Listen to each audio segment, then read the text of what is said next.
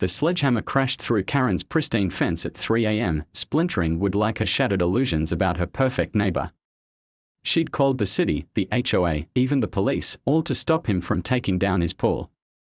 But Marcus had secrets buried deeper than any foundation, and when the excavator's blade struck something that wasn't supposed to be there, Karen's war against his unsightly construction would unearth a truth that would destroy them both. Sometimes the most dangerous enemies live right next. Marcus Rivera had been staring at the same crack in his pool's foundation for 3 weeks now, watching it spider across the concrete like a roadmap to bankruptcy. The morning sun caught the jagged line just right, making it look like a scar across the turquoise surface that had once been his pride and joy.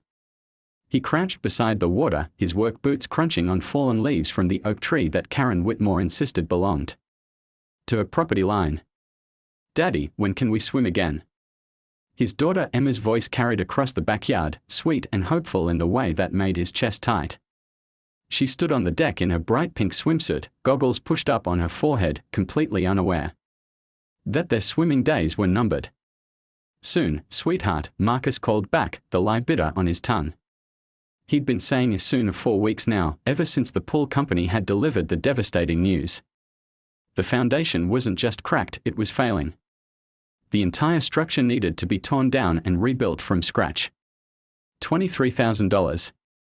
That's what they'd quoted him. $23,000 he didn't have, not after the medical bills from Emma's surgery last year had drained their savings account dry. "Marcus." His wife Sophia's voice cut through the morning air, sharp with the particular edge it had developed over the past month. "The Henderson's pool guy is here. He wants to talk to you." Marcus straightened, his knees protesting the movement. At 38, he was already feeling older than his years, worn down by double shifts at the construction company and nights spent researching pool repair costs on his laptop.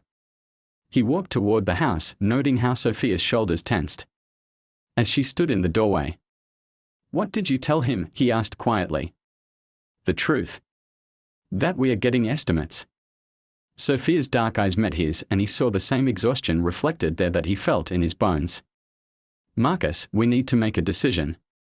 The crack is getting bigger every day." Before he could respond, a sharp rap echoed from the front door. Not the polite knock of a neighbor or the measured rhythm of a delivery driver, this was the aggressive staccato of someone who expected immediate attention. "I'll get it," Marcus said, already knowing who it would be. Karen Whitmore stood on his doorstep like a general surveying a battlefield. At 52, she was the self-appointed guardian of Maple Street's property values, with perfectly coiffed blonde hair and the kind of smile that never quite reached her eyes. She wore her usual uniform, crisp white blouse, pressed khaki slacks, and the gold nameplate necklace that proclaimed her status as president of the Willowbrook Homeowners Association. "Marcus, we need to talk." She stepped forward without invitation, forcing him to either back into his own house or stand uncomfortably close to her. "I've been getting calls about your situation." "What situation?" He kept his voice level, though his hands clenched into fists at his sides. "The pool, Marcus. It's been drained for 3 weeks. The liner is starting to peel, and frankly, it's becoming an eyesore. The Hendersons mentioned they are thinking of listing their house, and this isn't exactly helping property values." Marcus felt heat rise in his chest. "It's my pool, Karen. On my property. Your property that affects everyone else's property values." Karen's smile grew sharper. "I've reviewed the HOA guidelines and there are clear provisions about maintenance of swimming pools and water features. You have 7 days to either repair it or remove it entirely." 7 days. The words came out louder than he intended, and he saw Sophia appear in the hallway behind him, Emma clinging to her leg. "The annual HOA meeting is next week.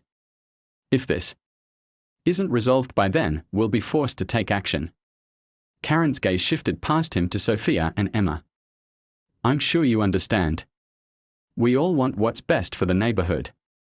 After she left, Marcus stood in the doorway for a long moment, watching her perfect posture as she walked back to her equally perfect house across the street. The Whitmore property was a monument to suburban excellence, manicured lawn, imported stone walkway, and a 3-car garage that probably cost more than Marcus made in a year. "What did she say?" Sophia asked, her voice barely above a whisper. 7 days. Marcus closed the door and leaned against it. We have 7 days to fix it or remove it. And if we don't? Marcus looked at his wife, at his daughter who was still wearing her hopeful swimsuit, at the family photos lining the hallway that showed better times. Then we'll find out what Karen Whitmore considers taking action.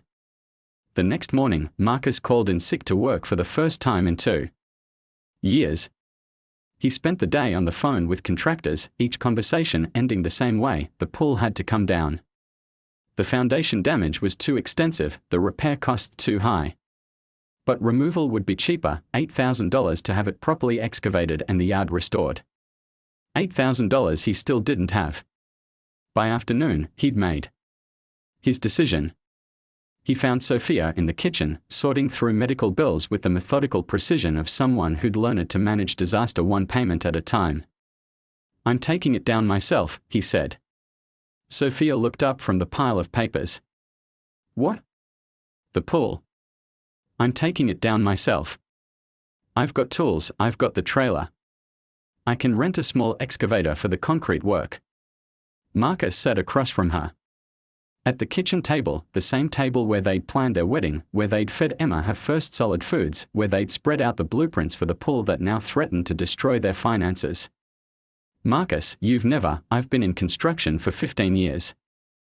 I know how to tear things down. He reached across the table and took her hand.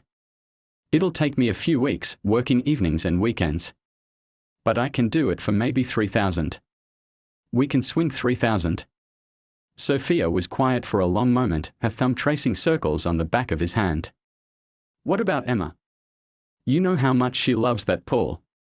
Emma will understand. She's 7, not stupid.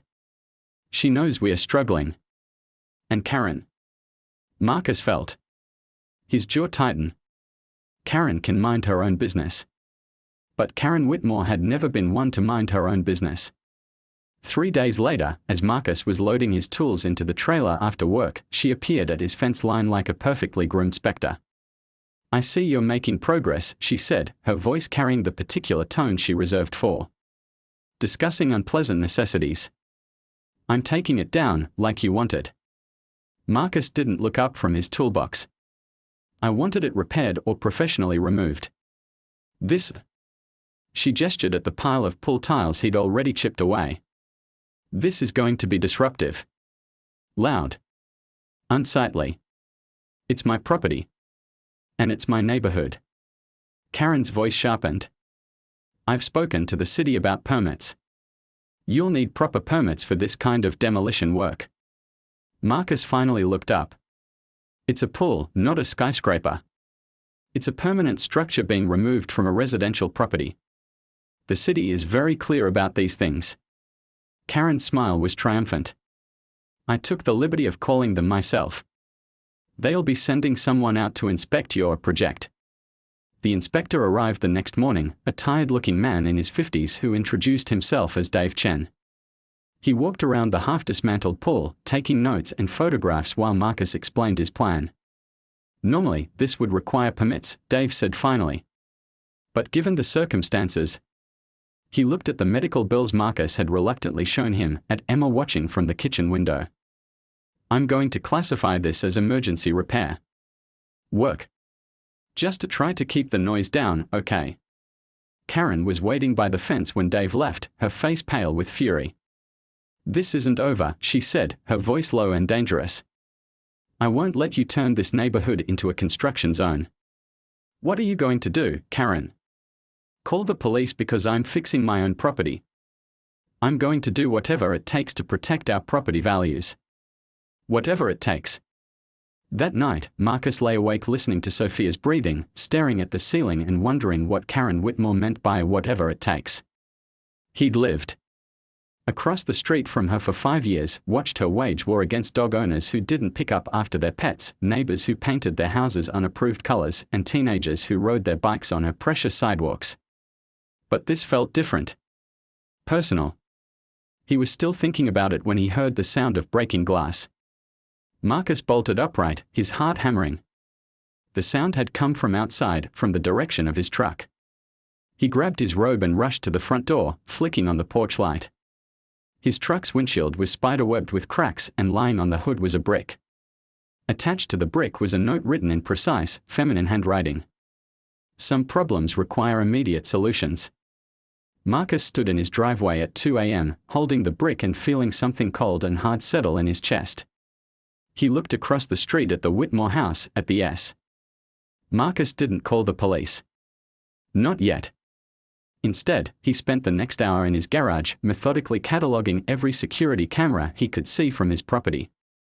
The Hendersons had one by their front door. The Patels had a doorbell camera. And Karen Whitmore had 4, 2 covering her driveway, 1 aimed at the street, and 1 that had a perfect view of his front yard. He photographed the brick, the note, the damage to his windshield. Then he wrapped everything in a plastic bag and locked it in his toolbox. Evidence for later. Sophia found him there at dawn, still wearing his robe, staring at the cracked windshield like it held the secrets of the universe. Jesus, Marcus. What happened? Karen happened. He showed her the note, watched her face go pale as she read the precise handwriting. We have to call the police. And tell them what? That our neighbor might have thrown a brick. There's no proof. The cameras are on her property. You think she's going to hand over footage that incriminates her? Marcus ran his hands through his hair. No. We handle this smart. Sophia's dark eyes searched his face. What does that mean? It means I finish what I started. I take down the pool, I document everything, and I wait for her to make another mistake. Marcus, this is escalating. She escalated it. His voice was harder than he intended. I was just trying to fix my property. She made it personal. By 7 a.m., Marcus was back in his yard, jackhammer in hand, attacking the concrete with systematic precision. Each blow sent vibrations through the ground, and he could feel Karen's eyes on him from across the street. Let her watch. Let her see what determination looked like when it had nothing left to lose. Emma appeared at the sliding door, still in her pajamas, drawn by the noise. Daddy, you're breaking the pool. Marcus switched off the jackhammer and pulled off his safety glasses. I'm fixing it, sweetheart. Sometimes you have to break things to make them better. But where will we swim? The question hit him like a physical blow. He looked at his daughter, 7 years old, still believing that problems could be solved and that daddy could fix anything. How do you explain to a child that sometimes adults destroy the things they love just to survive? We'll figure something out, he said, the words feeling hollow. By noon, he'd broken through the shallow end of the pool. The work was harder than he'd expected, the concrete thicker and more reinforced than modern pools. Sweat soaked through his shirt despite the October chill, and his shoulders ached from the constant vibration of the jackhammer. He was taking a water break when he noticed the white sedan parked across the street. Not Karen's silver BMW, but a car he didn't recognize. A man in a suit sat behind the wheel, occasionally lifting what looked like a camera. Marcus wiped sweat from his forehead and walked to the fence. Help you with something? The man started the engine without answering and drove away. 30 minutes later, Marcus's phone rang. The caller ID showed the city planning department. Mr. Rivera. This is Janet Walsh from Code Enforcement. We've received a complaint about unpermitted construction activity at your address. Marcus closed his eyes. I already spoke with Dave Chen. He cleared the work as emergency repairs. Yes, I see that notation. However, we've received photographic evidence suggesting the scope of work may have exceeded what was originally approved. I'm going to need to send someone out for another inspection. Photographic evidence. Photos of your property taken today, showing extensive demolition work. The complaint suggests this is now a major construction project that requires full permitting. Marcus looked across the street at Karen's house, at the perfectly maintained facade that hid a calculating mind. Who filed the complaint? I can't disclose that information. But I can tell you that if you continue work without proper permits, you'll be subject to fines and a stop work order. After the call ended, Marcus stood in his backyard, surveying the destruction. Half the pool was gone, reduced to rubble and twisted rebar. The other half remained intact, creating a bizarre landscape that looked like the aftermath of a bombing. He understood Karen's game now. She couldn't stop him from taking down the pool, but she could make it so expensive and complicated that he'd be forced to give up. The second inspector arrived the next morning, a younger man with the officious manner of someone who'd been given specific instructions. He walked around the site, taking measurements and photographs with the thoroughness of a crime scene investigator.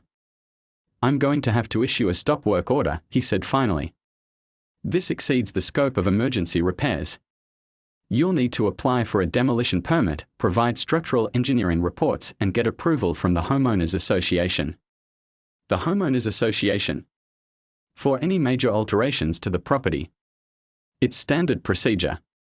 Marcus felt the ground shift beneath his feet. How long does that take? 6 to 8 weeks, assuming no complications. 6 to 8 weeks. The pool would sit half destroyed in his backyard for 2 months, a monument to his failure. The neighbors would complain. The HOA would fine him. Karen would win. Is there any way to expedite, not without HOA approval? And I understand there are some concerns about the project's impact on neighborhood aesthetics. That afternoon, Marcus called the HOA office and spoke to a secretary who sounded like she'd been expecting his call. "The next board meeting is Thursday at 7 p.m., she said. "You can request to be added to the agenda, but given the nature of your request, I'd recommend having legal representation." Legal representation? For taking down my own pool? For the variance request? This is a significant alteration to your property that affects the neighborhood's character. The board takes these matters very seriously. Marcus hung up and stared at his phone. Legal representation. Variance requests. A board meeting to decide whether he could remove his own pool from his own property. Karen had turned a simple repair job into a bureaucratic nightmare. But two could play the documentation game. That evening, Marcus drove to the local electronics store and bought a security camera system. If Karen wanted to escalate, he'd be ready. He spent the night installing cameras that covered every angle of his property, then sat down with his laptop to research everything he could about HOA law and property rights. What he found made his blood run cold. The Willowbrook HOA bylaws were 47 pages of dense legal text, but buried in Section 12.3.7 was a clause that made his stomach drop: any homeowner who creates a nuisance or maintains their property in a manner that significantly impacts neighborhood aesthetics may be subject to daily fines of up to $500 until the issue is resolved. $500 a day. For a half-destroyed pool that he wasn't allowed to finish removing. His phone rang at 11 p.m. Karen Whitmore's voice was syrupy sweet. "Marcus, I heard about the stop work order. I'm so sorry you are having difficulties." "What do you want, Karen?" "I want to help. I've been thinking about our situation, and I may have a solution." She paused for effect. "I know a contractor who specializes in pool removal. Very reasonable rates. He could have everything cleaned up in a week." "How much?" $15,000. But that includes full restoration of the yard, new sod, everything. It would actually improve your property value. $15,000. More than half his annual salary. "I can't afford that." "Well, that's unfortunate. Because the HOA meeting is Thursday, and I'm afraid the board is going to take a very dim view of your situation. Daily fines can add up quickly." Marcus felt the trap closing around him. "You did this. You orchestrated all of this." "I protected the neighborhood." "There's a difference." Karen's voice hardened. "You had a choice, Marcus. You could have done things the right way. Instead, you chose to be difficult. The right way being whatever you decided it should be. The right way being what's best for everyone, not just you." The line went quiet for a moment. "I'm texting you the contractor's number. I'd recommend calling him soon. Daily fines start Monday." After she hung up, Marcus sat in his dark kitchen, staring at the text message that had already arrived. The contractor's name was Bill Morrison, and his company was called Quick Solutions Excavation. Marcus Googled the company. The website was basic, almost generic. No reviews, no portfolio of work, no physical address listed. The only contact information was a phone number with a local area code. He called the number. Morrison Excavation, a gravelly voice answered. "Hi, I'm calling about pool removal. Karen Whitmore gave me your number." Right. She mentioned you might call. When can I come take a look? How about tomorrow morning? Sure thing. Say 10 a.m. Bill Morrison turned out to be a thin man in his 60s with calloused hands and eyes that never quite met Marcus's. He walked around the half-destroyed pool, making notes on a clipboard and occasionally glancing at Karen's house. "Yeah, I can clean this up for you," he said finally. 15 grand, like Karen mentioned. Cash only. Cash only. Keeps the costs down. No credit card fees, no banking hassles. Morrison's smile was strained. "Course, if you can't swing it, I understand. This kind of situation, it's tough." "What kind of situation?" "Well, you know. When the HOA gets involved, things can get complicated fast. Daily fines, legal costs. I've seen people lose their houses over less." Marcus felt ice in his veins. "You've worked with the HOA before?" "Oh, sure. Karen keeps me pretty busy. Seems like there's always someone who." Marcus spent Tuesday morning at the county assessor's office, armed with a notepad and the kind of focused intensity that came from having nothing left to lose. The clerk, a middle-aged woman named Helen, seemed genuinely interested in helping. Once Marcus explained he was researching property values for educational purposes. "You're looking at a very stable neighborhood," Helen said, pulling up the Willowbrook subdivision on her computer. "Property values have been consistently rising, even during the 2008 recession." "What about HOA enforcement actions? Do those get recorded here?" "Oh, sure. Any liens, violations, or enforcement actions are public record." Helen's fingers flew across the keyboard. "Let me pull up the activity for your street." What appeared on the screen made Marcus's pulse quicken. In the past 5 years, Maple Street had generated more HOA violations than the rest of the subdivision combined. Pool violations, landscaping violations, exterior paint violations, fence violations, a steady stream of infractions that had resulted in thousands of dollars in fines. "That's unusual," Helen murmured, scrolling through the data. "Most neighborhoods this established don't see this kind of enforcement activity." "What about the contractors who did the remediation work?" Helen pulled up another screen. "Let's see." Morrison Excavation handled pool removals for the Hendersons, the Patels, and the Johnsons. All 3 properties had violations for unsafe water features before the work was done. Marcus felt the pieces clicking together. "Can you show me the timeline for the Henderson property?" Helen pulled up the records. They received their first violation notice on March 15, 2023. Daily fines started March 22. Morrison's contract was signed March 23. Work was completed April 8. 1 day. The Hendersons had lasted exactly 1 day under daily fines before surrendering to Morrison's inflated prices. And the Patels? Same pattern. Violation on June 3, fines started June 10. Morrison's contract signed June 11. Marcus made notes furiously. "What about the Johnsons?" Violation March 1 of this year, fines started March 8, Morrison's contract signed March 9. Helen looked up from her screen. "You know, I've been doing this job for 12 years and I've never seen such efficiency in resolving violations." "Efficiency?" "Right." Marcus thanked Helen and left the courthouse with a folder full of evidence. That painted a clear picture of systematic corruption. But evidence wasn't enough. He needed to understand how the system worked, who else was involved, and most importantly, how to stop it. His next stop was the office of Jim Patterson, the attorney who'd handled his house purchase 5 years ago.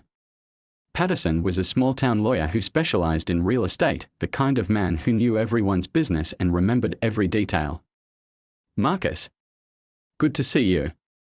Patterson's handshake was firm, his smile genuine.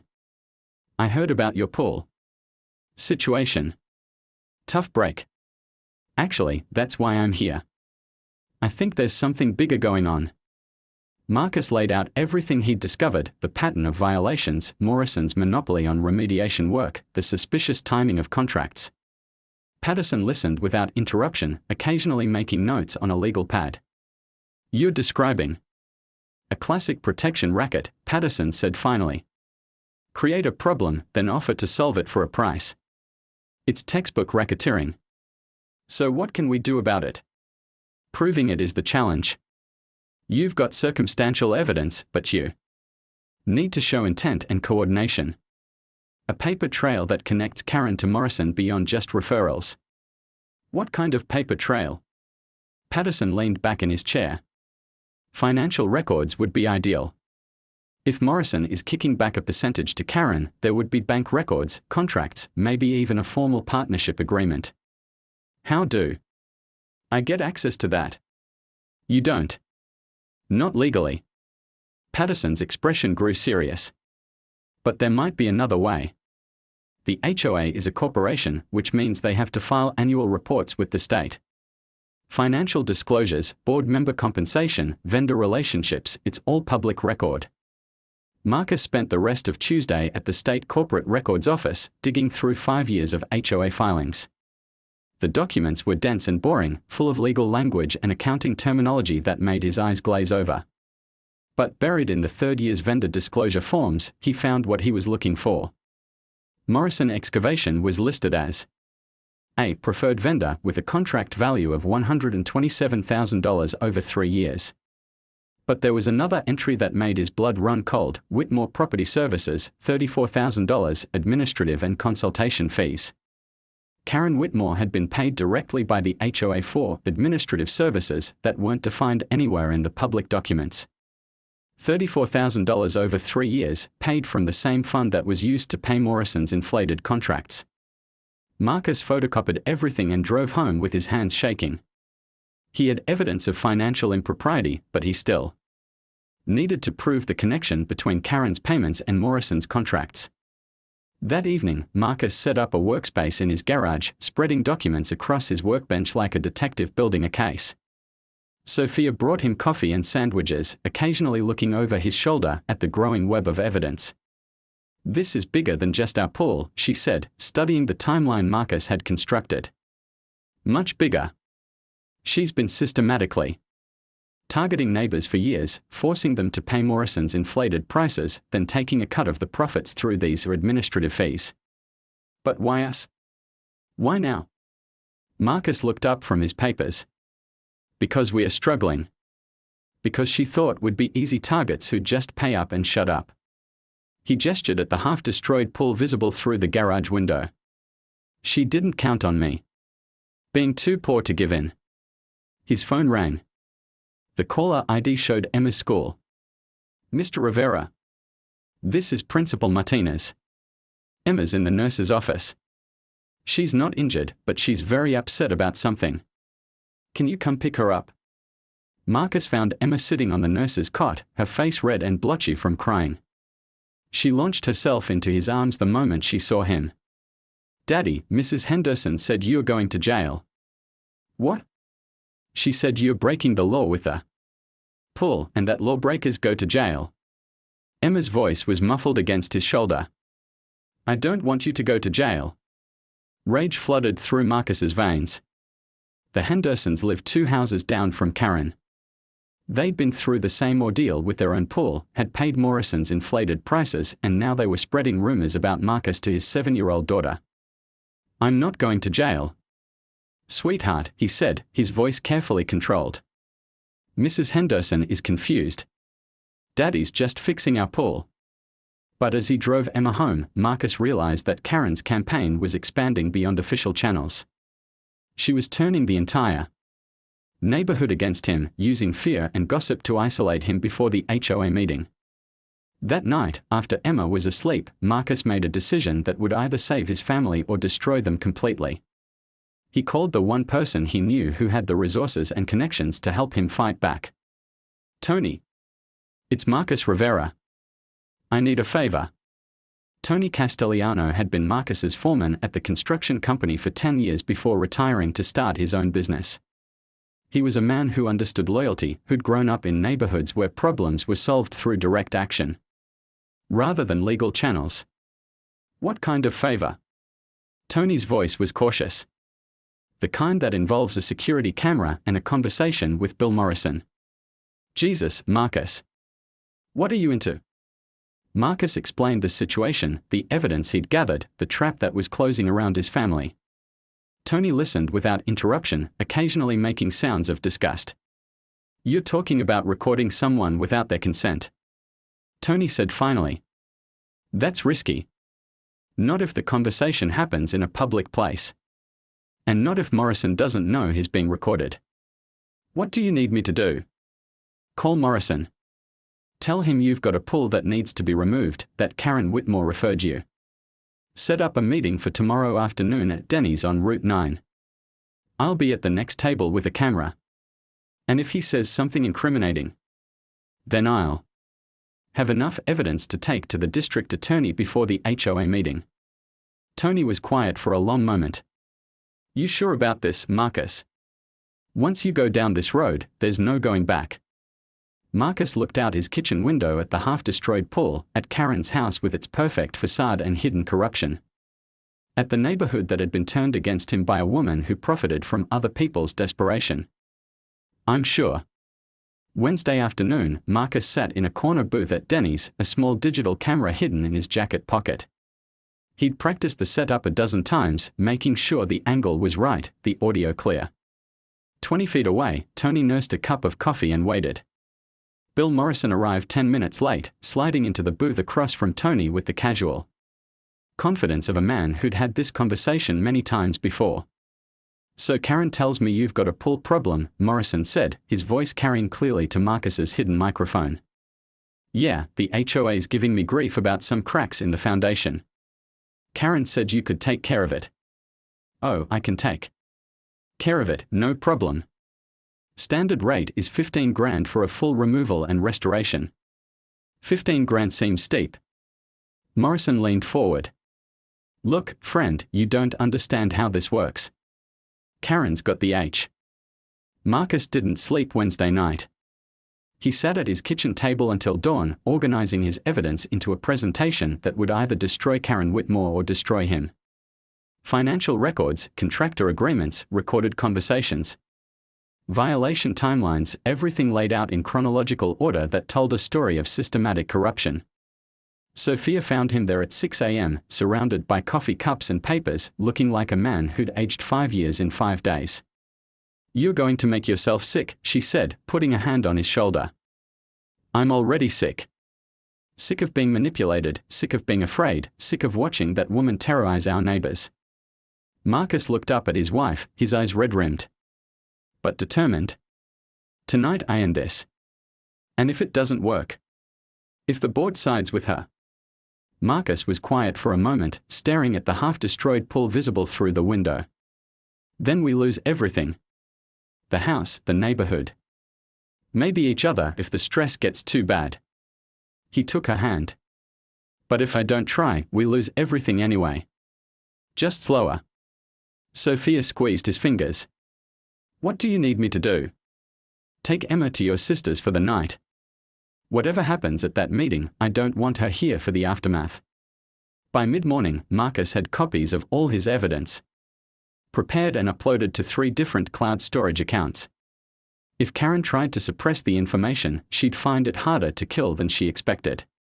He also made a decision that felt both terrifying and liberating. He called the county district attorney's office. "White-collar crime division, this is Detective Sarah Chen." "Detective Chen, my name is Marcus Rivera. I have evidence of an ongoing racketeering scheme involving an HOA and a contractor. I'd like to file a formal complaint." "What kind of evidence?" Marcus summarized his findings: the financial records, the pattern of violations, Morrison's recorded confession. Chen listened without interruption, occasionally asking for clarification. "This is interesting, Mr. Rivera. Can you bring the evidence to my office tomorrow morning? Actually, I'm presenting it to the HOA board tonight. I wanted you to know in case something happens to me." "Are you saying you feel threatened?" Marcus thought about Morrison's warning, about the brick through his windshield, about the escalating pattern of intimidation. "Yes. I think I am. Mr. Rivera, if you have evidence of criminal activity, you should let law enforcement handle it. Don't put yourself at risk. With respect, Detective, law enforcement hasn't been interested in this neighborhood for 5 years. While Karen Whitmore has been running her scheme. Tonight might be my only chance to stop her." Chen was quiet for a moment. "What time is your meeting?" 7 p.m. Willowbrook Community Center on Elm Street. I'll have a unit in the area. If things go sideways, call 911 immediately. Marcus spent the afternoon making backup plans. He sent copies of all his evidence to Jim Patterson with instructions to turn them over to the DA if anything happened to him. He also sent a detailed email to Tony Castellano, outlining everything he'd discovered and asking Tony to look after Sophia and Emma if necessary. At 5 p.m., his doorbell rang. Marcus opened it to find 3 of his neighbors standing on his porch. The Hendersons, the Patels, and surprisingly, old Mr. Johnson from the end of the street. "Marcus," Bob Henderson said, his face grim. "We need to talk." They sat in Marcus's living room, the afternoon sun casting long shadows across the floor. Henderson spoke first, his voice heavy with something that might have been shame. "We heard about what you've been doing. The research, the investigation." He glanced at the other 2 neighbors. "We thought you should know we are with you." "What?" "The pool thing, the violations, Bill Morrison, we've all been through it." Mrs. Patel said, her usually cheerful demeanor replaced by steely determination. "We paid because we were scared, because we thought we didn't have a choice." Mr. Johnson, who'd barely spoken to Marcus in 5 years, leaned forward in his chair. "That woman has been bleeding this neighborhood dry for years. My wife and I. We lost $12,000 to her scheme. Money we'd saved for our granddaughter's college fund." "But you paid Morrison voluntarily," Marcus said, confused. "Did we?" Henderson's laugh was bitter. $500 a day in fines, threatening letters from the HOA lawyer, code enforcement showing up every week to document new violations. How voluntary was it really? Mrs. Patel opened her purse and pulled out a manila folder. "We've been keeping records too. Every violation notice, every fine, every threatening letter. We were too scared to fight back individually, but together. Together we can stop her," Mr. Johnson finished. "Question is, are you willing to let us help?" Marcus looked at his neighbors, people he'd nodded to in passing for 5 years, who'd suddenly become allies in a war he'd thought he was fighting. "Alone. What did you have in mind?" "We are coming to the meeting tonight," Henderson said. "All of us. And we are bringing our own evidence." "Karen won't expect that," Mrs. Patel added. "She thinks she's isolated you, turned the neighborhood against you. She has no idea we've been talking." Mr. Johnson smiled for the first time Marcus could remember. "My granddaughter's in law school. She helped us put together a class action complaint. Once you present your evidence tonight, we're filing it with the district attorney tomorrow." Marcus felt something he hadn't experienced in weeks: hope. At 6:30 p.m., Marcus put on his best shirt and tie, kissed Sophia and Emma goodbye, and walked to his truck with a folder full of evidence and a recorder in his pocket. As he pulled out of his driveway, he saw Karen Whitmore getting into her BMW across the street. She was wearing a navy blue business suit and the kind of smile that suggested she was looking forward to the evening's proceedings. She had no idea what was coming. The Willowbrook Community Center was a modest building that hosted everything from town meetings to children's birthday parties. Tonight, the main conference room was set up with a long table for the HOA board and several rows of folding chairs for residents. Marcus arrived at 6:45 to find the parking lot fuller than he'd expected. Inside, he was surprised to see nearly 30 people in attendance. Most HOA meetings drew 5 or 6 homeowners at most, but word had apparently spread about the pool controversy. Karen sat at the head table with 4 other board members, her expression confident and composed. Marcus took a seat in the third row, noting with satisfaction that Henderson, the Patels, and Mr. Johnson were scattered throughout the room. He also spotted 2 men in suits near the back who didn't look like residents, either Karen's reinforcements or Detective Chen's promised backup. Good evening, everyone, Karen called the meeting to order at exactly 7 p.m. We have several items on tonight's agenda, but I know most of you are here about the ongoing situation with the Rivera property. She gestured toward Marcus with theatrical sympathy. As you all know, Mr. Rivera has been conducting unauthorized demolition work on his property for several weeks now, in violation of both city codes and HOA guidelines. Despite our efforts to work with him, he has refused to comply with proper procedures. A murmur ran through the crowd. Marcus felt eyes turning toward him, some sympathetic, others hostile.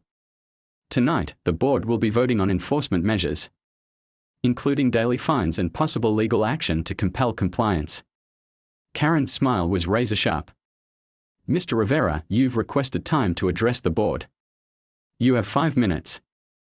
Marcus stood, his heart hammering. This was it, the moment that would determine whether he saved his family or lost everything. Thank you, Mrs. Whitmore. Before I begin, I'd like to ask, is this meeting being recorded? Of course. All HOA meetings are recorded for the minutes. Good. Because what I'm about to say is going to be very important for the official record. Marcus opened his folder and pulled out the first document. Over the past week, I've been researching the HOA's enforcement patterns, particularly regarding pool and water feature violations. What I've discovered is a systematic scheme of corruption that has cost this neighborhood's residents over $100,000 in the past 5 years. The room went dead quiet. Karen's smile faltered slightly. That's a very serious accusation. Mr. Rivera, she said carefully. I hope you have evidence to support such claims. Marcus smiled. Oh, I do. Starting with this, he held up Morrison's recorded confession. A recorded conversation with Bill Morrison, your preferred contractor, in which he admits to colluding with you to artificially inflate construction costs and split the profits. Karen's face went pale. That's illegal recording. Inadmissible. Actually, it's not. The conversation took place in a public restaurant, and Illinois is a one-party consent state. But that's just the beginning. Marcus pulled out the financial records. I also have documentation showing that you've received $34,000 in administrative fees from the HOA over the past 3 years, payments that coincidentally correspond exactly to the periods when Morrison was doing expensive remediation work for violation-heavy homeowners. A woman in the front row gasped. Several board members were looking at Karen with expressions of shock and confusion. Furthermore, Marcus continued, his voice growing stronger, I have testimony from multiple residents who were coerced into paying Morrison's inflated prices under threat of escalating fines and legal action. Henderson stood up. That's right. Karen Whitmore stood frozen for exactly 3 seconds as Detective Chen approached with handcuffs. Then her survival instincts kicked in with the ferocity of a cornered animal. This is harassment, she shrieked, backing toward the side door. You have no authority here. This is a private HOA meeting. Please don't make this more difficult, Detective Chen said calmly, but Karen was already moving. She bolted for the exit, her heels clicking frantically on the linoleum floor. One of the uniformed officers moved to intercept her, but Karen was faster than anyone expected. She crashed through the door and into the parking lot, her navy blue suit jacket flapping behind her like broken wings. Marcus found himself running after her, along with half the room. The scene that unfolded in the community center parking lot would be talked about in Willowbrook for years to come. Karen reached her BMW and fumbled with her keys, her hands shaking so badly she dropped them twice. Behind her, Detective Chen approached with measured steps, speaking in the calm tone of someone who chased fleeing suspects many times before. Mrs. Whitmore, you're only making this worse for yourself. Stop and turn around. I haven't done anything wrong. Karen finally got her car door open. This is a witch hunt. Marcus Rivera is a vindictive liar who's trying to destroy me because he can't follow simple neighborhood rules. She threw herself into the driver's seat, but before she could start the engine, Detective Chen was at her window. Step out of the vehicle. Now. Karen looked up at the detective, then at the crowd of neighbors gathered in the parking lot, people she'd terrorized and manipulated for years, now watching her humiliation with expressions ranging from satisfaction to pity. Her face contorted with rage. You people have no idea what I've done for this neighborhood, she screamed through the window. Before I became HOA president, this place was falling apart. Property values were stagnant. There were cars on blocks in driveways, overgrown. Lawns, pools turning green with algae. She cranked down the window to address the crowd directly. I made this neighborhood worth living in. I protected your investments. And this is how you thank me. Mr. Johnson stepped forward from the crowd, his elderly frame somehow more imposing than Marcus had ever seen it. You protected your own bank account, Karen. Nothing else. And what about Bill Morrison? Mrs. Patel called out. How much did he pay you to terrorize families? Karen's eyes went wild. Bill Morrison is a legitimate contractor providing necessary services. If his prices seem high, it's because quality work costs money. Something you people obviously don't understand. $34,000 in kickbacks, Marcus said, holding up the financial documents. That's what you made off our misery. That's what my daughter's pool money went to fund. Your daughter's pool money? Karen laughed, a sound like breaking glass. Your daughter's pool money went to fix your cracked foundation that was bringing down everyone's property values. I was trying to help you. By forcing me to use your criminal partner. By threatening daily fines that would have bankrupted my family. Karen's composure finally shattered completely. Your family was already bankrupt. You think I didn't know about your medical bills? Your maxed out credit cards? Your second mortgage? She leaned out the window, her face twisted with malice. I could have foreclosed on your house 6 months ago through HOA liens. I could have destroyed you completely. Instead, I gave you a way to solve your problem with dignity. The parking lot went dead silent. Even Detective Chen paused in her arrest procedure, recognizing that something important was being revealed. What are you talking about? Marcus asked, though ice was already forming in his stomach. Karen's smile was pure venom. Who do you think owns the servicing company for your mortgage? Who do you think has been tracking every late payment, every missed deadline? I've been watching your financial collapse for months, Marcus. Waiting for the right moment to help you transition to more suitable housing. Sophia's voice came from somewhere behind Marcus, small and horrified. You were going to foreclose on our house. Marcus spun around to see his wife standing at the edge of the crowd, having apparently arrived during the confrontation. Emma clung to her hand, wide-eyed and confused by the shouting adults. Sophia, I told you to take Emma to your sister's, she forgot her stuffed rabbit. We came back to get it and saw all the cars. Sophia looked between Marcus and Karen, understanding dawning on her face. What does she mean about our mortgage? Karen's laughter filled the parking lot. Oh, this is precious. He didn't tell you. Did he? Your husband's little investigation threatened to expose a very profitable arrangement. Do you have any idea how much money flows through this neighborhood? How many families I've helped to relocate to more affordable areas? Detective Chen stepped forward. Mrs. Whitmore, you're under arrest. You have the right to remain silent, silent. I'm done being silent. Karen's voice reached a fever pitch. You want to know the truth? Fine. This entire subdivision is built on a lie. The foundation problems, the pool failures, the aging infrastructure, it's all designed. Planned obsolescence to create a steady stream of violations and remediation work. Marcus felt the ground shift beneath his feet. What are you saying? I'm saying your pool didn't fail naturally, Marcus. None of them did. Do you think it's a coincidence that every pool in this neighborhood develops foundation cracks within 7 years? That they all need the same expensive repairs. Henderson stepped forward, his face pale. You sabotaged our pools. I facilitated natural market corrections, Karen said primly, as if she were discussing stock portfolios instead of criminal conspiracy.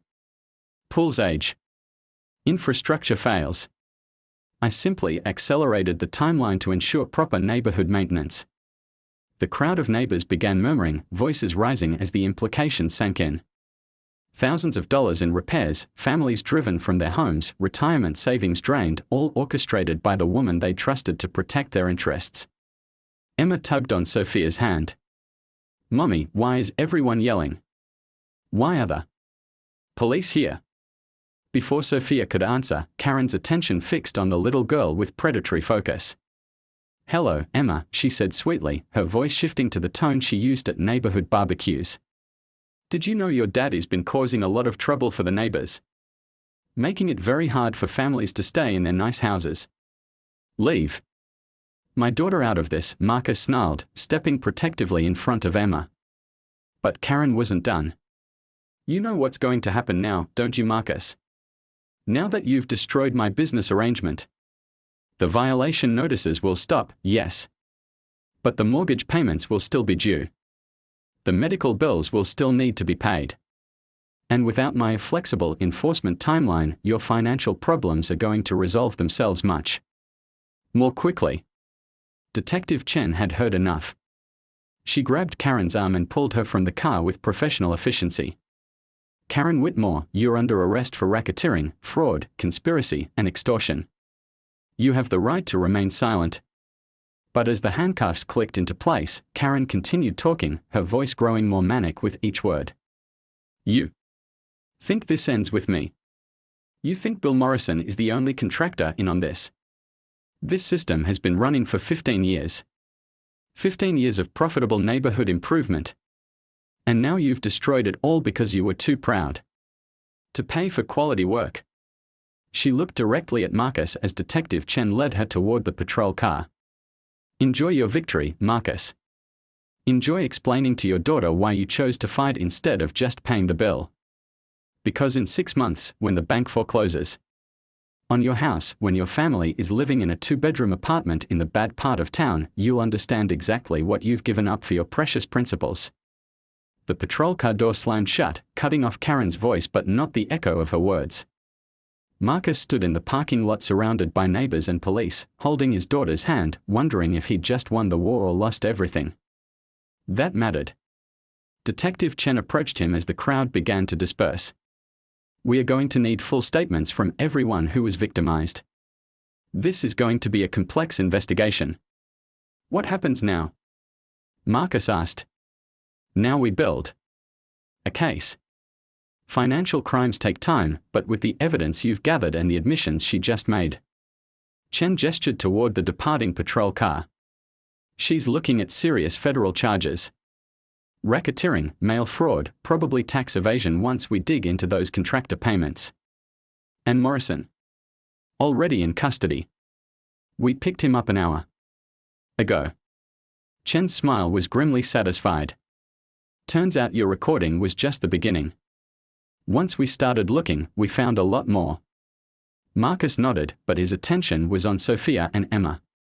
His wife looked shell-shocked, processing everything she'd heard about their finances and their uncertain future.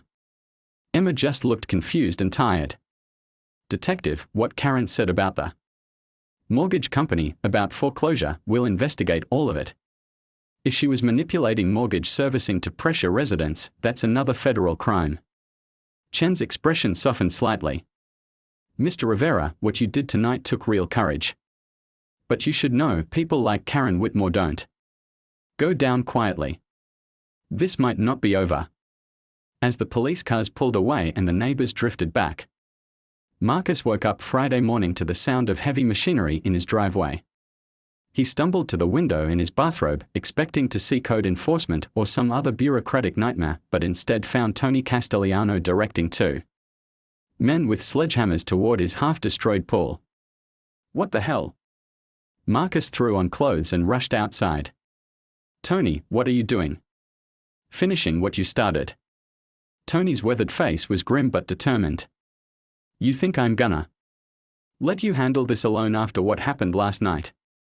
I can't afford to pay you. Who said anything about paying? Tony gestured to the workers, both of whom Marcus recognized from various construction sites around town. Word gets around fast in this business. What that woman did to you, to all these families, it's not right. One of the workers, a young guy named Miguel, paused in his sledgehammer work. My cousin lives in Willowbrook Heights. Same thing happened to him 2 years ago. Lady made his family choose between paying some scam contractor or losing their house. Marcus felt something tighten in his chest. Your cousin lost his house? Nah, man. He paid 22 grand for a deck repair that should have cost 8. But he didn't have the balls to fight back like you did. By mid-morning, the news trucks had arrived. Marcus was in his backyard, helping Tony's crew break up the last of the concrete when Sophia called him to the front of the house. 3 news vans lined Maple Street, and a perfectly coiffed reporter was doing a live broadcast from his driveway. This is Channel 7 News, reporting from Willowbrook, where a homeowner's fight to repair his pool has uncovered what authorities are calling one of the largest HOA fraud schemes in county history. Jesus, Marcus muttered, watching neighbors peek out from behind curtains and blinds. How did they find out so fast? Police scanner, said a voice behind him. Marcus turned to find Detective Chen walking up his driveway, looking tired but satisfied. Local news monitors all the arrests. A suburban HOA president getting busted for racketeering. That's front-page material. Have you talked to Morrison? Oh, Morrison's talking plenty. Seems he kept very detailed records of his arrangement with your neighbor. Bank statements, contract modifications, even recordings of phone calls where Karen gave him specific instructions on which violations to prioritize. Chen pulled out her phone and showed Marcus a photo of a storage unit packed with filing cabinets. Turns out Bill Morrison was planning for retirement. Kept copies of everything as insurance against Karen trying to cut him out of the deal. What kind of everything? Invoices showing markup percentages. Correspondence with Karen about targeting specific homeowners based on their financial vulnerability. Payment schedules showing how the kickbacks were disguised as consulting fees. Chen's smile was predatory. Your neighbor was running a very sophisticated operation. Unfortunately for her, she picked a partner who was even more paranoid than she was. A reporter spotted Detective Chen and started walking toward them with a cameraman in tow. Chen sighed. I'd better go deal with the media circus. But Marcus, you might want to prepare for this to get bigger. We've already had calls from HOAs in 3 other counties asking us to investigate similar patterns. As Chen walked away to face the cameras, Marcus stood in his driveway watching his neighborhood transform into a crime scene. Yellow tape flooded around Karen's house across the street, where police had executed a search warrant at dawn. Neighbors who'd barely spoken to him in 5 years were suddenly approaching with stories of their own suspicious contractor experiences. Mrs. Patterson from 2 streets over grabbed his arm as he tried to escape back to his yard. Marcus, thank God someone finally stood up to her. My husband and I, we paid that Morrison character $8,000 last year for tree removal that any landscaper would have done for 3. Did you get violation notices first? 3 of them. Threatening daily fines, legal action, liens on the property. Her voice shook with remembered fear. We are 73 years old. We couldn't afford to fight. By afternoon, Marcus counted 14 neighbors who'd shared similar stories. The pattern was always the same: manufactured violations, escalating threats, and ultimately surrender to Morrison's inflated prices. Karen had been running her scheme across multiple neighborhoods, systematically targeting elderly residents and financially vulnerable families. But it was the call from Jim Patterson that made Marcus realize the true scope of what they'd uncovered. Marcus, you need to get down to my office immediately, the lawyer said, his voice tight with excitement. I've been going through the HOA financial records the police released, and there's something you need to see. Patterson's office was chaos, documents spread across every surface, multiple computer screens displaying spreadsheets and legal databases. The lawyer looked like he'd been running on coffee and adrenaline for 12 hours straight. "Sit down," Patterson said without preamble. "What I'm about to show you is going to change everything." He pulled up a complex financial chart on his main computer screen. "This is the money trail from Karen's operation. 23 contractors, 15 neighborhoods, 7 different HOAs across 3 counties. But that's not the interesting part." Patterson clicked to another screen showing corporate registration documents. "The interesting part is who owns all those contractor companies." Marcus leaned forward, squinting at the dense legal text. "I don't understand." "They are all shell companies. Different names, different business licenses, but they all trace back to the same ownership structure." Patterson's finger traced the connections on screen. Morrison Excavation, Quality Pool Services, Premium Landscaping Solutions, Elite Home Maintenance, they are all owned by the same holding company, which is owned by Whitmore Property Investment LLC. Registered in Delaware, but with a managing address right here in Willowbrook. Patterson turned to face Marcus. Karen didn't just take kickbacks from contractors. She owned the contractors. The entire scheme was designed to funnel money from homeowners into her own pocket. Marcus felt the world tilt. "How much money are we talking about?" Patterson pulled up another spreadsheet. "Conservative estimate. Based on the contracts we can document. $2.7 million over 5 years. Million. Karen Whitmore built a criminal empire by terrorizing homeowners into paying her own companies to fix problems she created." Patterson leaned back in his chair. "This isn't just fraud, Marcus. This is organized crime." The drive home felt surreal. Marcus passed news trucks, police cars, and clusters of neighbors having animated conversations in their driveways.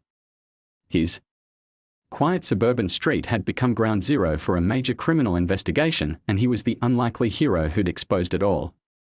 But as he pulled into his driveway and saw Emma playing in the front yard, he remembered Karen's parting threats about foreclosure and financial ruin. Exposing her crimes was one thing, surviving the aftermath was another. Sophia met him at the front door, her face pale. "Marcus, we need to talk." She led him to the kitchen table where she'd spread out a collection of official-looking letters that had arrived in the afternoon mail. "What am I looking at?" "Mortgage company, credit card companies, the hospital billing department." Sophia's voice was steady, but he could see the fear in her eyes. "They all want to meet with us. Something about reviewing our account status in light of recent events." Marcus picked up the letter from their mortgage servicer. The language was bureaucratic and polite, but the message was clear. They wanted to discuss restructuring options and alternative payment arrangements. "Karen was right," he said quietly. "The bills don't stop just because she's in jail. But the district attorney said there might be restitution in a few years, maybe. After trials and appeals and asset recovery." Marcus sank into a kitchen chair. "We need help now." That evening, as Tony's crew finished hauling away the last of the pool debris, Marcus stood in his backyard staring at the hole in the ground where his daughter's swimming pool used to be. The excavation had revealed something interesting. The concrete foundation hadn't just cracked naturally. Someone had drilled holes in strategic locations and filled them with a substance that would expand when wet, creating the exact pattern of damage that would justify expensive repairs. Karen hadn't just exploited natural infrastructure problems. She'd created them, systematically sabotaging pools across multiple neighborhoods to generate a steady stream of repair work for her shell companies. "Daddy, what's that hole for?" Emma appeared beside him, her stuffed rabbit clutched in her arms. She'd been quiet all day, absorbing the chaos of police and reporters and strange adults having serious conversations. "It's where our pool used to be, sweetheart. Are we getting a new one?"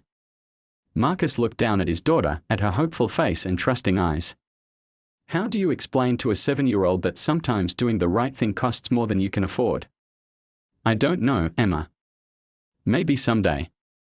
"That's okay, Daddy. Miguel said is building a playground where the pool was. With swings and a slide." Marcus blinked. "What?" "Miguel from the construction crew. He said since we can't afford a new pool, he's going to build me a playground instead. For free, because you're a hero. Marcus felt his throat tighten. He looked across the yard to where Miguel was packing up tools, then at the earth. Marcus hadn't slept more than 3 hours when his phone rang at 5:47 a.m.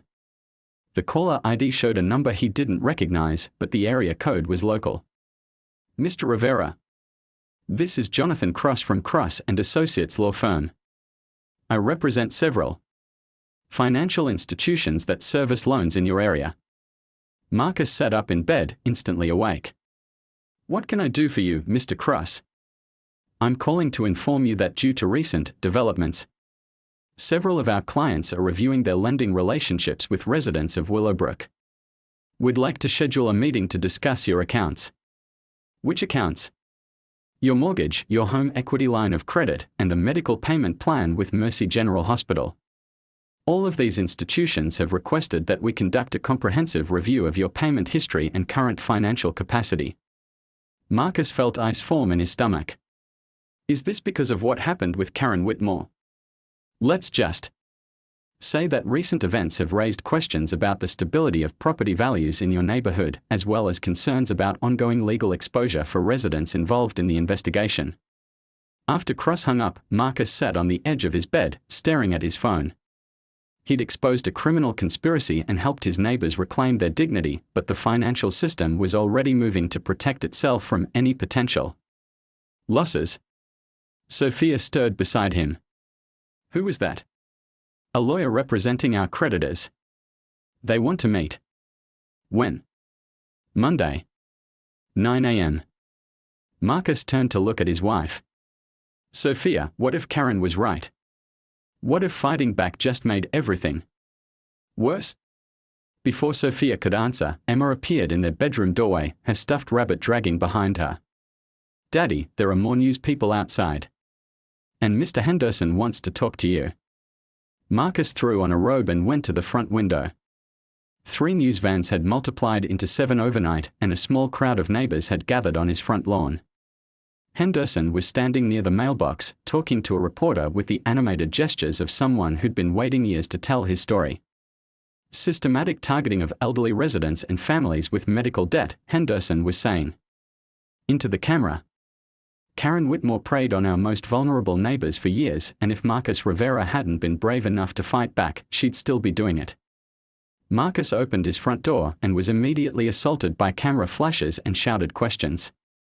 Mr. Rivera, how does it feel to be called a neighborhood hero? What's your response to Mrs. Whitmore's claims that you destroyed a legitimate business operation?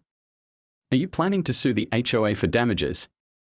Marcus held up his hands for quiet. I'm not a hero. I'm just a dad who was trying to fix his pool and got tired of being pushed around. But your investigation uncovered millions of dollars in fraud. The investigation was done by professionals. I just connected some dots. Marcus looked at the crowd of neighbors, at the cameras, at the chaos his simple desire to repair his pool had unleashed. Look, I appreciate everyone's interest, but my family needs some privacy right now. He was about to retreat back into his house when a black sedan pulled up behind the news vans. 2 men in expensive suits got out, surveying the media circus with the detached professionalism of people accustomed to managing crises. The older of the 2 men approached Marcus directly, ignoring the reporters. Mr. Rivera. I'm David Walsh from Meridian Financial Services. We need to discuss your mortgage immediately. I told your colleague I'd meet with him Monday. That was before this morning's news coverage. The situation has accelerated. Walsh glanced at the cameras. Perhaps we could speak privately. 20 minutes later, Marcus sat in his living room across from David Walsh and his associate, a younger man who'd introduced himself only as Stevens. Sophia sat beside Marcus. Emma had been sent to her room, and the reporters remained outside, filming through the front windows. Let me be direct, Mr. Rivera, Walsh began. Your mortgage is held by Sunset Financial, which is a subsidiary of Meridian. We service approximately 60% of the home loans in this subdivision. Okay. The recent unpleasantness with Mrs. Whitmore has created significant exposure for our investors. Property values in this area are likely to decline as news of the fraud spreads. There are also potential legal liabilities if homeowners decide to sue over the artificial depression of their property values. Stevens opened a tablet and showed Marcus a series of financial projections. Our models suggest that Willowbrook property values could drop 15 to 20% over the next 18 months as the full scope of the infrastructure sabotage becomes known. Marcus studied the charts, but the numbers seemed to swim before his eyes. What does this mean for us? It means your house is likely to be underwater on its mortgage within 6 months. Combined with your existing financial difficulties. Walsh's expression was sympathetic but implacable. We are prepared to offer you a solution. What kind of solution? Stevens slid a folder across the coffee table. A voluntary deed in lieu of foreclosure. You sign over the property to us, we forgive the remaining mortgage balance, and we provide you with $20,000 in relocation assistance. Sophia grabbed Marcus's arm. Relocation assistance? To help you find suitable housing elsewhere. Walsh explained. We understand this is difficult, but given the circumstances, it's probably your best option. Marcus stared at the folder without opening it. You're asking us to give up our house. We are offering you a way to avoid foreclosure and bankruptcy. Mr. Rivera, I've reviewed your finances. Your medical debt alone exceeds $40,000. Your credit cards are maxed out. Even if Mrs. Whitmore's criminal enterprise results in eventual restitution, that could take years to resolve. And if we don't sign? Walsh and Stevens exchanged glances. Then we'll be forced to begin foreclosure proceedings. Your monthly payment is already 3 weeks overdue, and given the change in property values. Walsh shrugged. It's an unfortunate situation, but we have fiduciary responsibilities to our investors. After the men left, Marcus and Sophia sat in their living room in stunned silence. Through the front window, they could see the news crews interviewing neighbors, the police still working at Karen's house, the normal rhythms of suburban life disrupted by the chaos Marcus had unleashed. $20,000, Sophia said. Finally. To give up our home. Where would we go? Marcus picked up the folder Walsh had left behind but didn't open it. Apartment somewhere. Different school district for Emma. Start over. Or we could fight. Fight with what? We are broke, Sophia. Even if we win, even if there's restitution someday, we can't make the mortgage payments between now and then. Sophia was quiet for a long moment. Then, what if we are not as alone as they think we are? Before Marcus could ask what she meant, their doorbell rang. Through the window, he could see Henderson, the Patels, Mr. Johnson, and at least a dozen other neighbors gathered on his front porch. Henderson spoke first when Marcus opened the door. We heard about the mortgage company's visit. The whole neighborhood heard. These walls aren't that thin, Bob. Marcus, we've been talking. All of us who got screwed by Karen's operation. Henderson gestured to the group behind him. We are not going to let you lose your house because you had the guts to fight back. Mrs. Patel stepped forward. We've been calculating what we all paid to Morrison over the years. Overpaid, I mean. The difference between what we paid and what the work should have cost. It's over $200,000, Mr. Johnson added. Money stolen from families on this street alone. Henderson pulled out a folded piece of paper. We talked to Jim Patterson this morning. He says there's something called a homeowners association insurance policy that might cover some of our losses. But more importantly, he thinks we can file a civil suit against Karen's estate and recover damages before any criminal restitution gets sorted out. That could take years, maybe. But Patterson also says that if we all stick together, if we pool our resources and share legal costs, we can probably get an emergency injunction to freeze Karen's assets until the damages are sorted out. Henderson's weathered face was set with determination. Point is, Marcus, you don't have to face this alone. Mrs. Patel nodded enthusiastically. We've also talked to several families in other neighborhoods who were victims of the same scheme.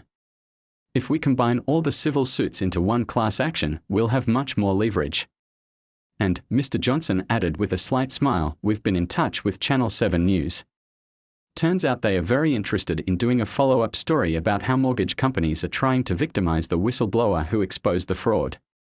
Marcus looked at the faces gathered on his porch, neighbors who'd been strangers a week ago, now united by their shared victimization and their determination to support the man who'd stood up for all of them. "I don't know what to say." "Say you'll let us help," Henderson replied. "Say you'll let us fight this together." That afternoon, Marcus called David Walsh and told him he wouldn't be signing the deed transfer. The conversation was brief and professionally hostile. "This is a mistake, Mr. Rivera. We are prepared to begin foreclosure proceedings immediately." "Then I guess we'll see you in court. You can't afford a legal fight against Meridian Financial." Marcus looked out his kitchen window. Marcus was installing a new security camera on his front porch when the Channel 7 news van pulled up Tuesday morning. But instead of the usual crew, only reporter Jessica Martinez got out, and she was walking toward his house with the urgent stride of someone carrying breaking news. "Mr. Rivera, we need to talk immediately." "Good morning to you too, Jessica." Marcus climbed down from his ladder. "What's the emergency? Have you seen this morning's paper?" She held up a copy of the County Herald with a headline that made Marcus's blood run cold: "Fraud Whistleblower's Criminal Past Exposed."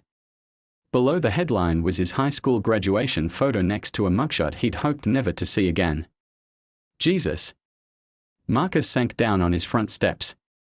Where did they get this? According to the article, sources close to the investigation provided information about your juvenile record. Shoplifting charges when you were 16, a DUI when you were 19. Jessica sat beside him. "Marcus, why didn't you tell us about this?" "Because it was 20 years ago and has nothing to do with Karen Whitmore's crimes." Marcus read the article over Jessica's shoulder, watching his carefully constructed reputation dissolve in newsprint. "Who's the source?"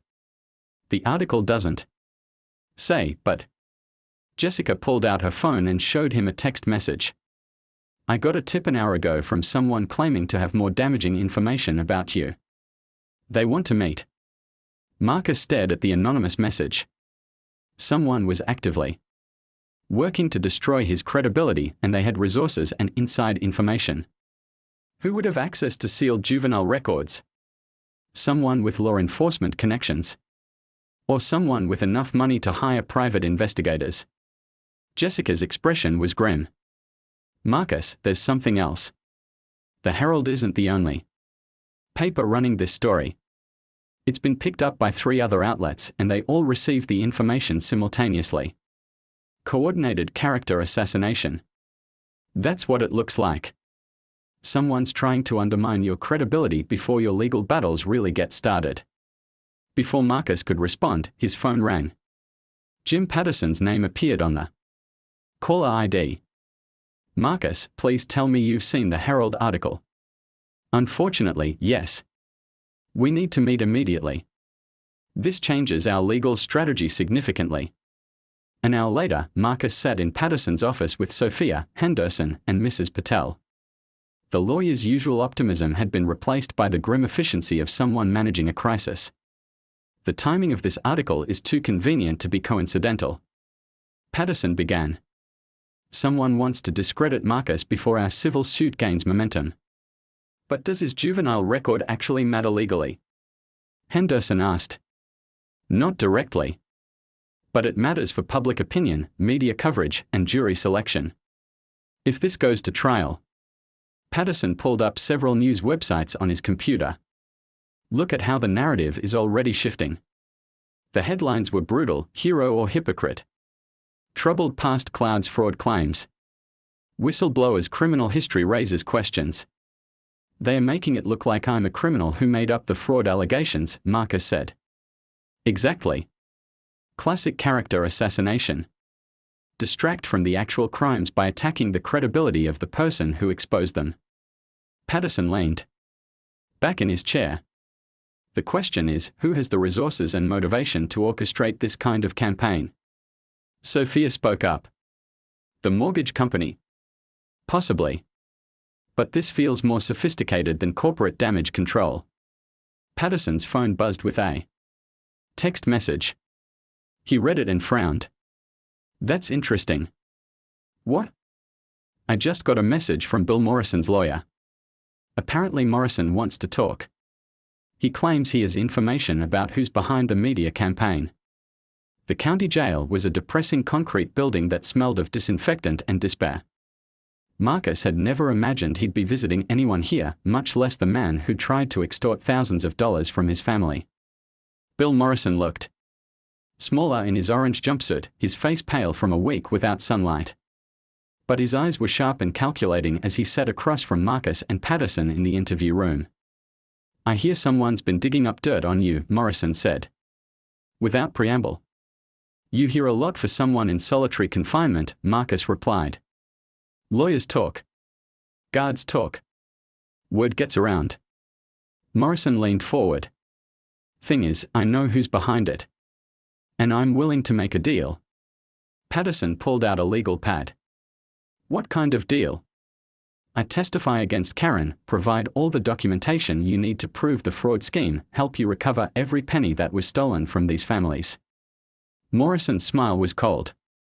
In exchange, I get a reduced sentence and protection. Protection from who? From the people who are trying to destroy your boy here. See, Karen's operation wasn't as independent as everyone thinks. She had a backing. Financial backing, political protection, legal cover when needed. Marcus felt ice form in his veins. What kind of backing? The kind that can access sealed juvenile records. The kind that can coordinate media campaigns across multiple outlets. The kind that makes sure certain investigations get buried and certain prosecutors look the other way. Patterson stopped taking notes. You're talking about corruption at the government level. I'm talking about a business arrangement that goes way beyond one suburban HOA. Karen was just the front person for a much bigger operation. Morrison's voice dropped to a whisper. You think it's a coincidence that her scheme ran for 5 years without anyone in law enforcement noticing? You think it's an accident that the same patterns were happening in 7 different counties without any coordination between jurisdictions? How big are we talking? Marcus asked. $100 million over 10 years. Maybe more. HOAs, contractors, mortgage services, local politicians, code enforcement officials, all coordinated to create artificial housing crises that force families out of their homes and transfer property to connected investors at below-market prices. The room fell silent. Marcus looked at Patterson, whose face had gone pale. You're describing a criminal conspiracy that involves dozens of people across multiple counties, Patterson said finally. I'm describing the gentrification business. Create problems, offer solutions, profit from both sides. Morrison leaned back in his chair. Only problem is, your friend here stumbled into something bigger than he realized when he started asking questions about his pool. And now they want to discredit me before I can expose more of it. They want to destroy you. Your reputation. Your finances, your family, whatever it takes to make sure this stays buried. Morrison's expression grew serious. Marcus, these people don't mess around. Karen was small time compared to what you're really up against. Patterson was scribbling furiously. What kind of evidence can you provide? Financial records, communication logs, names and addresses of every politician and bureaucrat who took money to look the other way. Morrison smiled grimly. Like I said, I kept insurance. Lots of insurance. Why are you willing to give this up now? Because they hung me out to dry. Soon as Karen got arrested, I became a liability. They cut me loose and left me to face federal racketeering charges alone. Morrison's jaw tightened.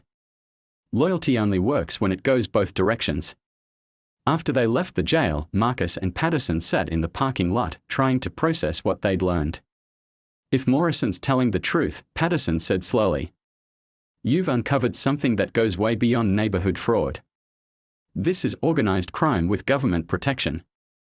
And I'm just a construction worker who wanted to fix his pool. You're a construction worker who accidentally stepped on a hornet's nest. And now the hornets are swarming. Marcus's phone buzzed with a text from Sophia, Emma's school called. Someone showed them the newspaper article. They want to meet with us about Emma's situation. It's starting, Marcus said, showing Patterson the message. They are going after my family now. We need to move fast. If Morrison's evidence is as comprehensive as he claims, we might be able to flip this whole thing around. Expose the real criminals before they can destroy your credibility completely. How long do we have? Patterson looked at the jail, at the courthouse across the street, at the normal suburban landscape that hid so much corruption. Days, maybe. Once they realize Morrison's talking, they'll accelerate their campaign against you. That evening, Marcus sat in Emma's room, reading her a bedtime story while Sophia fielded phone calls downstairs from reporters, neighbors, and strangers who'd read the morning's character assassination. Emma seemed oblivious to the chaos, more interested in the adventures of her storybook heroes than the real-world drama surrounding her father. "Daddy," she said as he closed the book, "Miguel finished my swings today. Want to see?" Marcus looked out her bedroom window at the playground that had risen from the ashes of their destroyed pool. In the fading daylight, he could see the swing set, slide, and sandbox that a group of construction workers had built for free, simply because they believed in doing the right thing. "It's beautiful, sweetheart. Miguel says tomorrow he's going to build a fort where kids can be safe from bad guys." Emma yawned and snuggled deeper into her blankets. "He says everyone needs a safe place." As Marcus turned off the light and headed downstairs, he realized that Emma had just identified the heart of everything they were fighting for. Not just property values or financial security, but the simple right. Marcus woke Wednesday morning to the sound of breaking glass. Not the sharp crack of an accident, but the deliberate crash of someone destroying property with systematic precision. He grabbed his phone and rushed to the front window. His truck's windshield was spiderwebbed again, but this time the damage was worse. All 4 tires had been slashed, and someone had spray-painted "liar" across the driver's side door in blood-red letters. Lying on the hood was another brick, this one with a note that made his blood freeze, "Next time it's the house with your family inside." Marcus was calling 911 when Sophia appeared beside him, Emma clinging to her leg. "Daddy, why is your truck broken?" Emma's voice was small and frightened. "Someone's just confused, sweetheart. The police will help us figure it out." But even as he spoke, Marcus knew this wasn't random vandalism. This was escalation. Someone was sending a message that his family was no longer off limits. Detective Chen arrived within 20 minutes, accompanied by 2 patrol cars and a crime scene photographer. But her expression suggested this was more than routine vandalism. "Marcus, we need to talk privately," she said, glancing meaningfully at Emma. They walked to his backyard, out of earshot from the crowd of neighbors and reporters that had already begun gathering. Chen's face was grim. "This isn't just about the truck. We've had 3 other incidents overnight involving families connected to your investigation. Henderson's house was egged, the Patel's mailbox was destroyed, and someone broke into Mr. Johnson's garage." Jesus. "Is everyone okay?" "Physically, yes. But Marcus, this looks coordinated. Professional intimidation, not random neighborhood vandalism." Chen pulled out her phone and showed him a series of photos. Same spray paint, same type of damage, same timing. Someone's sending a message to everyone who's supporting you. What kind of message? Back off or face consequences. Classic intimidation tactics. Chen's expression darkened. "The problem is, we're dealing with people who have resources. The brick on your truck. No fingerprints, no DNA, untraceable spray paint. Whoever did this knows how to avoid leaving evidence. So what do? We accelerate everything. Patterson's meeting with the DA this morning to present Morrison's evidence.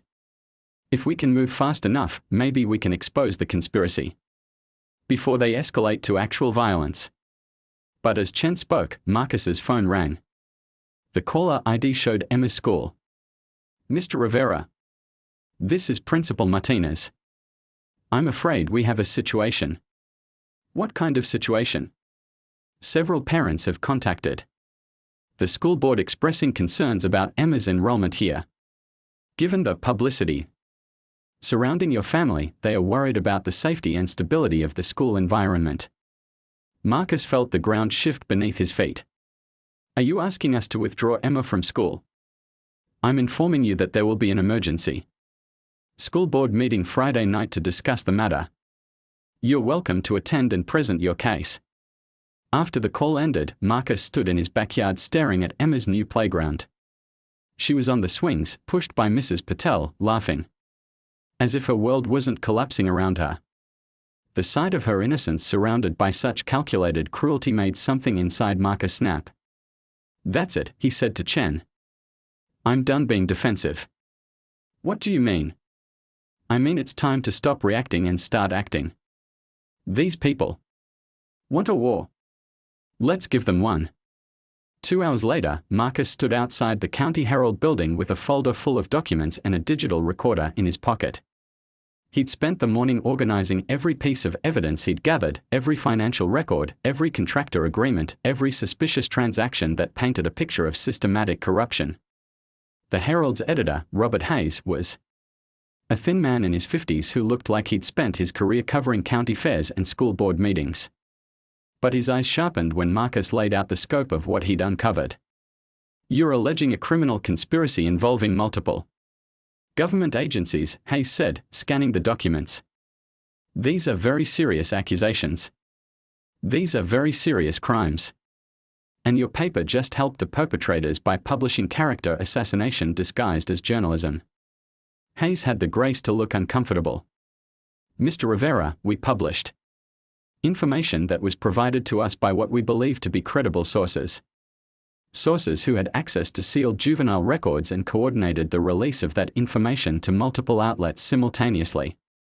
Sources who are clearly trying to discredit the person who exposed their criminal enterprise. Marcus leaned forward. Mr. Hayes, your paper just became a weapon in a conspiracy to cover up a $100 million fraud scheme. That's a very serious allegation. It's also completely provable. I'm offering you the chance to be on the right side of this story. To help expose the real criminals instead of helping them destroy their victims. Hayes was quiet for a long moment, studying the financial records Marcus had spread across his desk. What exactly are you proposing? I'm proposing you do actual journalism. Investigate the sources who fed you the character assassination material. Follow the money trail from Karen Whitmore to the politicians and bureaucrats who protected her operation. Find out who's really behind the campaign to destroy me and my family. And if we refuse, then you'll be remembered as the newspaper that helped cover up the largest municipal corruption scandal in county history. When the federal investigation starts, and it will start, your paper will be evidence of conspiracy, not journalism. That afternoon, Marcus received a call that changed everything. Mr. Rivera. This is Senator Catherine Walsh from the State Oversight Committee. I understand you've uncovered some irregularities in local housing enforcement. Marcus nearly dropped the phone. Senator Walsh. I've been following the news coverage of your situation, and some of my staff have been reviewing similar complaints from other counties. We'd like to invite you to testify before our committee next week. Testify about what? About systematic corruption in HOA enforcement, municipal code compliance, and contractor licensing. It appears your neighborhood situation may be part of a much larger pattern of organized crime. After the call ended, Marcus sat in his kitchen, staring at his phone. A state senator wanted him to testify. The story was no longer containable at the local level. But as he tried to process this development, Sophia burst through the front door, her face pale with panic. Marcus, we have a problem. A big problem. What happened? I went to the bank to deposit my paycheck. They told me our accounts have been frozen pending investigation of possible money laundering activities. Sophia's voice shook. They said federal agents want to interview us about suspicious financial transactions. What suspicious transactions? That's what I asked. They said payments from shell companies associated with known criminal enterprises. Sophia sank into a kitchen chair. Marcus, they are claiming we took money from Karen's operation. Before Marcus could respond, his phone rang again. This time the caller ID showed the FBI. Mr. Rivera. This is Special Agent Diana Torres with the Bureau's White Collar Crime Division. We need to speak with you immediately regarding your involvement with the Whitmore criminal enterprise. My involvement? I'm the one who exposed her crimes.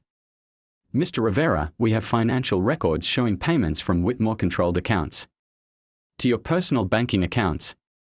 We need to discuss these transactions immediately. Marcus felt the trap closing around him. Someone had planted evidence of financial connections between him and Karen's operation. The same people who'd leaked his juvenile record were now framing him as a participant in the crimes he'd exposed. Agent Torres, I never received any money from Karen Whitmore or her companies. The bank records suggest otherwise. We'll be at your residence in 1 hour for an interview. I strongly suggest you contact an attorney. After the call ended, Marcus and Sophia sat in stunned silence. Outside, Emma was still playing on her swing set, unaware that her father was being framed for federal crimes. They are destroying us, Sophia whispered. Piece by piece, they are destroying everything. Marcus looked at his wife, at his daughter playing in the yard, at the neighborhood that had rallied around his family's fight for justice. Then he thought about Senator Walsh's call, about the Herald editor's growing interest in the real story. About Morrison's evidence sitting in Patterson's office. No, he said finally. They are overplaying their hand. They are so desperate to stop this from getting out that they are making mistakes. Big ones. What do you mean? I mean someone with access to federal banking systems just planted evidence to frame me. That's not the kind of thing you do unless you're absolutely desperate. And desperation makes people sloppy. Marcus stood up and walked to the window, watching Emma laugh as she went higher on her swings. Sophia, call Patterson and tell him to contact the media immediately. Every outlet, every reporter who's been following this story. I want them all to know that 1 hour before I'm supposed to testify before a state Senate committee, the FBI is claiming I was secretly working with the criminals I exposed. Marcus, what are you doing? I'm calling their bluff. They want to destroy me. Fine. But they are going to have to do it in front of the entire world. As Marcus watched his daughter play in the lengthening shadows of late afternoon, he realized that the game had. The FBI agents arrived at Marcus's house at exactly 4 p.m., just as Channel 7's news van pulled up across the street. Special Agent Diana Torres was a sharp-featured woman in her 40s whose expression suggested she'd rather be anywhere else than conducting this interview under the glare of media attention. Mr. Rivera, we need to discuss some financial irregularities in your banking records. Marcus gestured toward the cameras. Are you sure you want to do this here? With all this coverage? The timing is unfortunate, but we have evidence that requires immediate investigation. Torres pulled out a tablet and showed Marcus a series of bank transactions. These are deposits to your personal account from Whitmore Property Services, totaling $8,000 over 6 months. Marcus studied the records, his heart sinking. The deposits were real, the account numbers matched, and the dates corresponded to periods when he'd been most active in investigating Karen's operation. Someone had planted this evidence with meticulous care. Agent Torres, I've never received any money from Karen Whitmore or her companies. These records have been falsified. Bank records are extremely difficult to falsify, Mr. Rivera. We'll need you to come with us for a formal interview. Am I under arrest? Not at this time. But we do need to discuss your relationship with Mrs. Whitmore and her criminal enterprise. That's when Jim Patterson arrived, moving through the crowd of reporters with the determined stride of a lawyer who'd been preparing for this moment. Agent Torres. I'm James Patterson, Mr. Rivera's attorney. Before you proceed with any interview, there are some things you need to know. Patterson pulled out a thick folder and handed it to the FBI agent. These are financial records from Bill Morrison's personal accounts, provided under his cooperation agreement. They show a very interesting pattern of payments. Torres opened the folder and began scanning the documents. Her expression changed from professional confidence to growing confusion. What am I looking at? You're looking at evidence that someone has been using Morrison's shell companies to create false financial connections between victims and the criminal enterprise. Patterson's voice carried the satisfaction of a lawyer springing a carefully prepared trap. The same $8,000 that allegedly went to Mr. Rivera. It also allegedly went to Henderson, the Patels, Mr. Johnson, and 6 other families who were victimized by the scheme. Marcus felt a surge of hope. They created fake payments to all of us. Better than that, Patterson continued. The payments were all created on the same day, using the same computer terminal, by someone with administrative access to the banking system. And we know exactly who that someone is. Patterson pulled out another document. David Walsh from Meridian Financial Services. The same man who tried to pressure Mr. Rivera into signing over his house. Morrison kept detailed records of Walsh's involvement in the money laundering operation. Agent Torres was now studying the documents with intense focus. You're saying the evidence against Mr. Rivera was planted by someone within the financial institution. I'm saying the evidence against all the victims was planted by the same criminal network they exposed. And I'm saying you've been manipulated into conducting a fraudulent investigation designed to discredit the witnesses in a federal racketeering case. The color drained from Torres's face as she realized the implications. She'd been used as a weapon against the very people she should have been protecting. I need to make some calls, she said finally. Mr. Rivera, please don't leave the area while we sort this out. As the FBI agents retreated to their car, Marcus found himself surrounded by neighbors and reporters. Henderson stepped forward to speak for the group. We've all received calls from federal agents about suspicious bank transactions, he announced. Loudly enough for the cameras to hear. All of us who were victimized by Karen Whitmore's scheme are now being accused of working with her. It's obvious someone is trying to silence us before the truth comes out. Mrs. Patel nodded vigorously. They are trying to make us too scared to testify. But we are not scared anymore. That's right, Mr. Johnson added. We are going to tell our stories, whether they like it or not. The press conference that followed was completely impromptu but devastatingly effective. One by one, the neighbors shared their stories of victimization, their evidence of the conspiracy, and their determination to see justice done. Marcus watched the reporters taking notes, asking sharp questions, beginning to understand the scope of what they were really covering. But the real breakthrough came when Robert Hayes from the County Herald stepped forward with his own revelation. I've spent the last 24 hours investigating the sources who provided information for our character assassination article about Mr. Rivera, Hayes announced. What I've discovered is a coordinated disinformation campaign funded by the same criminal network he exposed. Hayes pulled out his own folder of documents. The private investigator who accessed Mr. Rivera's juvenile records. Paid by a company that traces back to Meridian Financial Services. The anonymous tips about his criminal past. They all originated from phone numbers registered to shell companies connected to the Whitmore operation. Marcus felt the tide turning. What are you saying, Mr. Hayes? I'm saying the County Herald was used as a weapon in a criminal conspiracy. I'm saying we're going to publish a full retraction and expose everyone involved in manipulating the press. Hayes's voice grew stronger. And I'm saying this story just became a lot bigger than anyone imagined. As if summoned by the media chaos, Senator Catherine Walsh's limousine pulled up to the curb. The state senator emerged with the confident bearing of a politician who knew exactly how to capitalize on a perfect media moment. Ladies and gentlemen, she announced, what we are witnessing here is a systematic attack on the democratic process itself. When citizens who expose corruption are framed by federal agents, when the press is manipulated by criminals, when families are terrorized for seeking justice, that's not law enforcement. That's organized crime. The crowd of reporters pressed closer as Walsh continued. I'm announcing today that the State Oversight Committee will be conducting emergency hearings into this matter. We will be investigating not just the original HOA fraud, but the subsequent cover-up that appears to involve federal agents, banking institutions, and media manipulation. Marcus found himself at the center of a storm he never could have imagined. What had started as a simple attempt to repair his pool had escalated into a state-level investigation of institutional corruption. But it was Emma's voice that cut through the chaos with startling clarity.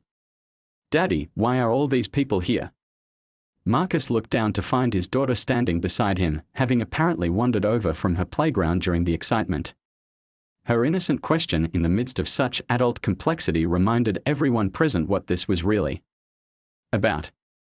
"They are here because we are fighting for something important, sweetheart. We are fighting for the right to live in our home without being afraid." Senator Walsh crouched down to Emma's level. "And what's your name, young lady?" "Emma." "That's my playground that Miguel built." She pointed proudly to the swing set and slide that had risen from the ashes of their destroyed pool. "He says heroes always find a way to make things better." Walsh smiled. "Miguel sounds very wise. And your daddy is definitely a hero." "Oh no. He saved all the neighbors from the bad lady." As the crowd began to disperse and the reporters filed their stories, Marcus found himself standing in his driveway with Sophia and Emma, surveying the battlefield that his front yard had become. Police tape still fluttered around his vandalized truck. FBI agents were making uncomfortable phone calls in their car, and the media circus showed no signs of slowing down. "So what happens now?" Sophia asked. "Now we find out if the truth is really enough," Marcus replied. "Walsh's committee hearings, Morrison's testimony, the federal investigation of the banking fraud, it's all going to come out. The question is whether the system is strong enough to handle this level of corruption." His phone buzzed with a text message from Detective Chen, "Just arrested David Walsh and 3 other Meridian financial executives. Morrison's evidence was the smoking gun we needed. Congratulations, you just took down a criminal network that stretched across 5 counties." Marcus showed the message to Sophia, then looked at Emma playing on her swings in the gathering dusk. Tomorrow there would be more hearings, more testimony, more battles with people who had resources he couldn't match. But tonight, his daughter was safe, his neighbors were united, and the truth was finally stronger than the lies. 3 months later, Marcus stood in his backyard watching Emma teach the Hendersons' grandson how to use the monkey bars Miguel had added to the playground. The pool was gone, but something better had taken its place, a symbol of what communities could build when they stood together against injustice. Karen Whitmore had been sentenced to 15 years in federal prison. David Walsh and his co-conspirators faced similar terms. Bill Morrison had received a reduced sentence in exchange for his cooperation, and his testimony had led to investigations in 7 other states. The mortgage company had quietly forgiven the Rivera family's debt as part of a settlement agreement that also included restitution for all the victimized homeowners. Emma's medical